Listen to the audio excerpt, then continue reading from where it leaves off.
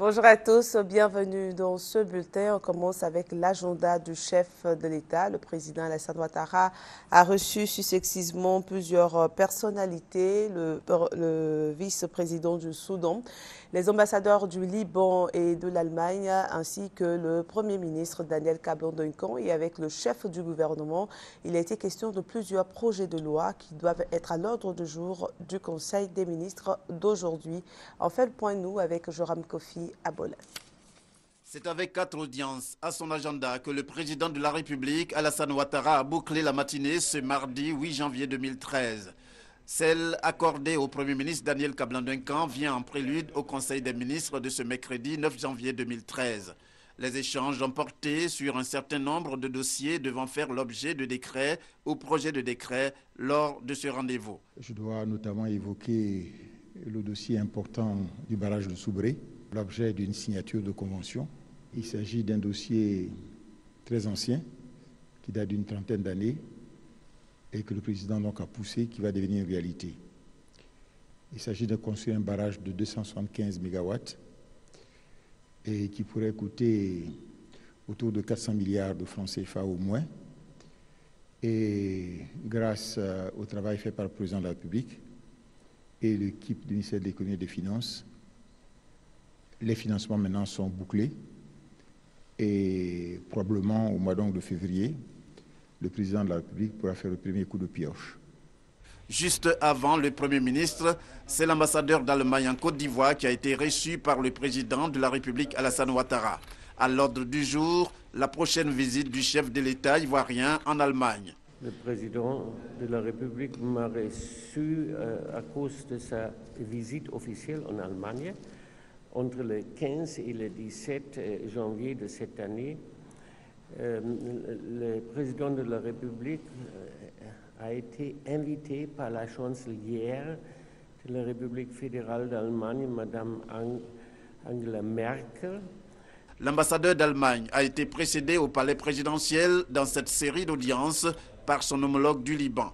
À cette rencontre, il a été notamment question de la visite du président libanais en Côte d'Ivoire, prévue en mars prochain. J'ai présenté à son Excellence, au nom de notre président de la République libanaise, général Michel Sleiman, les sincères condoléances pour les victimes de les bousculades de la nuit de Saint-Sylvestre.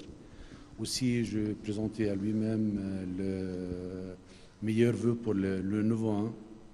Après, on a discuté le sujet concernant les relations amicales, fraternelles, fortes entre le Liban et la Côte d'Ivoire. Et je crois que nous sommes maintenant en train de bouger vers une étape très haute dans les relations. J'ai discuté avec son Excellence, bien sûr avec la présence de Monsieur le ministre, une visite officielle de notre président Michel Sleiman ici en Côte d'Ivoire. S'agissant du vice-président du Soudan, il a rencontré le président Alassane Ouattara en tant que porteur d'un message du président soudanais au chef de l'État ivoirien. J'ai l'honneur de rencontrer son Excellence président de Côte d'Ivoire, Alassane Ouattara, et lui porter un message de son frère président Al-Bashir. Pour l'émissaire soudanais, cette rencontre avec le président de la République de Côte d'Ivoire s'inscrit dans le cadre des relations entre les deux pays. La structure d'assistance technique du FMI Afritat signe son retour en Côte d'Ivoire après 10 ans de délocalisation au Mali et le patron du FMI, Christine Lagarde, a profité de sa visite en Côte d'Ivoire pour inaugurer les bureaux d'Afritat. Les explications de Jean-Jacques Kwame. Situé au 9e étage de l'Agence nationale de la BCEAO, Banque centrale des États de l'Afrique de l'Ouest à Abidjan, les bureaux du Centre régional d'assistance technique pour l'Afrique de l'Ouest, en abrégé Afritac de l'Ouest, a été inauguré ce lundi par le directeur général du FMI, Christine Lagarde. Délocalisé au Mali en 2002, le retour d'Afritac à Abidjan, selon la ministre chargée de l'économie et des finances Kabaniale, est un soutien de l'institution de Bretton Woods à la politique économique de la Côte d'Ivoire.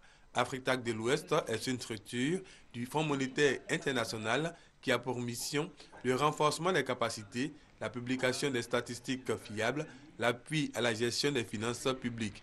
En plus des 8 pays de l'UEMOA, Union économique et monétaire ouest-africaine, Afrique de l'Ouest couvre la Guinée et la Mauritanie. Sa spécificité, éviter les déplacements des experts de l'institution depuis Washington. Avant cette inauguration des bureaux d'Afrique de l'Ouest, Christine Lagarde, directeur général du FMI, a eu des entretiens avec la ministre chargée de l'économie et des finances, Kabanyale, et le secteur privé. Secteur privé qu'elle a invité à créer la richesse. Le ministre d'État, ministre de l'Intérieur et de la Sécurité et le ministre de la Communication ont lancé l'opération de démantèlement des panneaux publicitaires. Le récit d'Abou Sanogo. Au cours de cette réunion d'échange et d'informations sur le projet de démantèlement des panneaux publicitaires irrégulièrement installés sur le territoire du district d'Abidjan, le ministre d'État, ministre de l'Intérieur et de la Sécurité Ahmed Bakayoko et la ministre de la Communication Afoussiata Bamba Lamine ont échangé avec le gouverneur du district d'Abidjan Robert Begrimambé, les maires des différentes communes d'Abidjan, les responsables des agences de communication, les régies publicitaires et l'association d'afficheurs. Il était question de prendre des dispositions afin de trouver une solution à cette anarchie qui défigure la perle des lagunes. La volonté du président de la République est très claire. Il veut faire non seulement de la ville d'Abidjan et de la Côte d'Ivoire tout entière un pays où il fait bon vivre. Et cela commence effectivement par la sécurisation des personnes et la sécurisation par rapport aux panneaux illicites et les panneaux dangereux pour le bien des personnes. Donc il a été recommandé effectivement que nous puissions démanteler ces panneaux.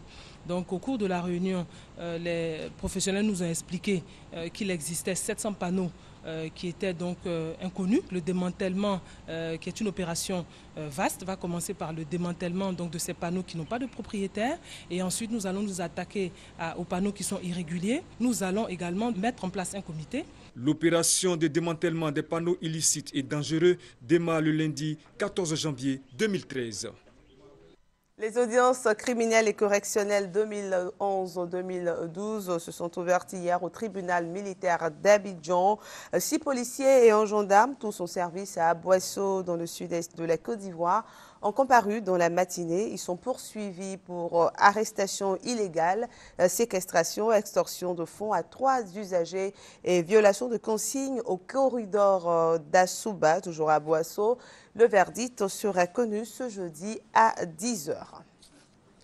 La famille Fofana a retrouvé son fils. Il avait disparu lors des événements du Nouvel An et ses parents avaient pensé au pire. Pourtant, leur fils est bel et bien vivant.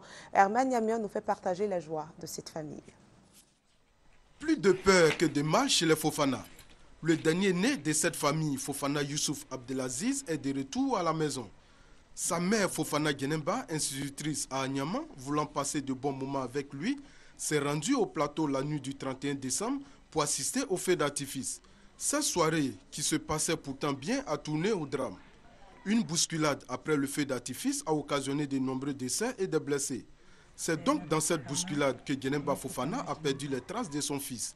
Après 3 jours de dures recherches, le petit Fofana Youssouf a été retrouvé au commissariat du 3e arrondissement d'Agamé grâce à de bonnes volontés. Le jeune Aoussa nous a dit qu'il était de passage avec sa copine. Donc ils ont vu l'enfant seul dans le noir qui pleurait. Sa femme a voulu prendre l'enfant. Il a dit à sa femme de ne pas prendre l'enfant, qu'ils ne sont pas des Ivoiriens. Que si jamais l'enfant tombe malade ou bien quelque chose arrive à l'enfant, ils allaient être responsables. Donc de laisser l'enfant, la femme lui a dit carrément qu'il a un enfant de cet âge-là, il ne peut pas laisser l'enfant, elle ne peut pas laisser l'enfant comme ça. Il faut qu'elle prenne l'enfant, il faut qu'elle le sauve. Elle a pris l'enfant, elle est partie avec l'enfant à la maison. C'est comme ça qu'ils nous ont expliqué. Pour Fofana Morikbe, professeur d'éducation physique et sportive, père du petit Fofana Youssouf, c'est simplement la grâce de Dieu. Il faut dire que la scène était abominable. Hein. C'est une scène très horrible. On peut dire que ceux qui ont perdu leur enfant, vraiment que le Seigneur les aide pour qu'ils les retrouvent. Et que aussi ceux qui ont perdu aussi, comme on appelle leur enfant ou leur conjoint ou autre, nous leur présentons nos condoléances. Les émotions passées, la vie a repris son cours normal pour le couple Fofana avec leurs 3 enfants à Abobo Unicafé. Pour le chef de famille Fofana Morikbe, l'aventure d'un mouvement de masse ne se reproduira plus. Cependant, il souhaite que la sécurité soit renforcée pour les éditions futures de feux d'artifice. Et parlons maintenant de l'achat des cartes de bus. Les étudiants ont pris hier d'assaut la gare Sotra de Cocody pour acheter les cartes. La carte du mois de décembre expirait hier 8 janvier. Francis Boifos s'est rendu dans ces gares. Son reportage.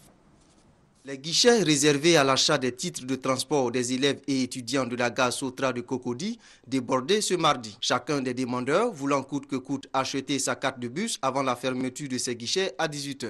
Raison évoquée, l'utilisation des cartes pour le mois de décembre expire ce 8 janvier à 22 h. Mais pourquoi attendre le dernier jour pour s'offrir un titre de transport? Ça dépend des moyens financiers. Sur le 4, le 3, le 5, on n'a pas l'argent. Bon, à partir du 8, on force les parents pour qu'ils puissent nous donner l'argent pour venir payer les cartes de bus. Bon, le 8, ils sont coincés. Ils sont obligés de nous donner l'argent parce que c'est la date limite. Pour les problèmes informatiques, on doit obligatoirement acheter les cartes de bus ici. Je suis allé à la source Lifia, à Bobo. Ils m'ont dit qu'il fallait obligatoirement venir ici. Je suis allé encore à la gare Noadjamé. Ils m'ont refusé encore. On dit qu'il faut forcément acheter ici. Face à cette présence massive des élèves et étudiants mécontents derrière les caisses de la Sotra, le directeur du département réseau bus de Cocody appelle au calme. Nous disposions d'un stock important de cartes pour tout le monde. Donc, si d'aventure, si des étudiants ou élèves ne parvenaient pas à acheter les cartes aujourd'hui, demain ou même sur tout le mois de janvier, ils peuvent nous rejoindre dans nos points de vente de cartes pour acheter les cartes. Vendue à 3 000 francs CFA, la carte de bus destinée aux lignes concédées, celle qu'empruntent les élèves et étudiants, est subventionnée par l'État de Côte d'Ivoire à environ 85%, soit 16 000 francs CFA. Elle est valable pour un mois. Voilà, et c'est ici que s'arrête ce bulletin. Merci de l'avoir suivi. On se retrouve à 10 h.